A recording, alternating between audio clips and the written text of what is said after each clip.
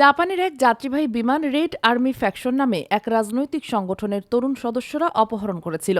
১৯৭০ সালের আলোচিত সেই ঘটনা অবলম্বনে নেটফ্লিক্সে মুক্তি পেয়েছে কোরীয় সিনেমা গুড নিউজ।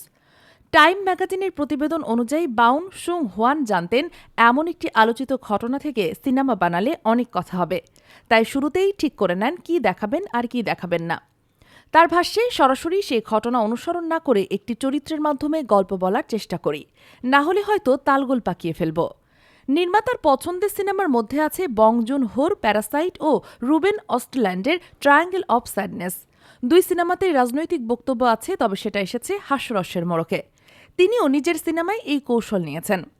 ১৯৭০ সালে ছিনতাই হয় জাপানের ফ্লাইট ৩৫১। ছিনতাইকারীরা ছোট একটা কমিউনিস্ট দলের সদস্য। তারা জাপানি রাজনৈতিক বিপ্লবের জন্য বিমানটি ব্যবহার করতে চেয়েছিল। মূল পরিকল্পনা ছিল কিউবার দিকে যাওয়ার, কিন্তু বিমানটি দীর্ঘ যাত্রার জন্য প্রস্তুত ছিল না।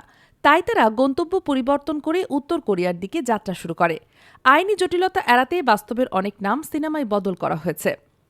বছর কয়েক আগে একটি টিভি শো দেখে এই বিমান ছিনতাইয়ের ঘটনা জানতে পারেন নির্মাতা।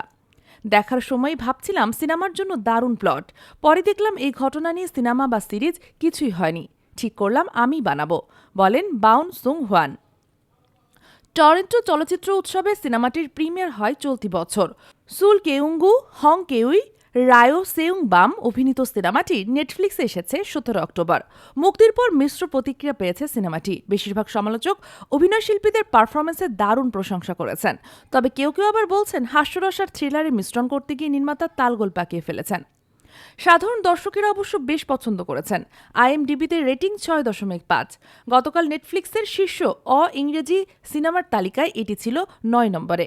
নির্মাতা জানান তিনি সমালোচক থেকে শুরু করে সাধারণ দর্শক সবার প্রতিক্রিয়া পড়েছেন। তার ভাষ্যে সবার প্রতিক্রিয়া স্বাগত জানায়, তবে চায় না দর্শক শুধু প্রতিক্রিয়া দেখান। সিনেমায় যা বলতে চেয়েছি সেটা যদি তাদের ভাবাই তাহলে আরও খুশি হব।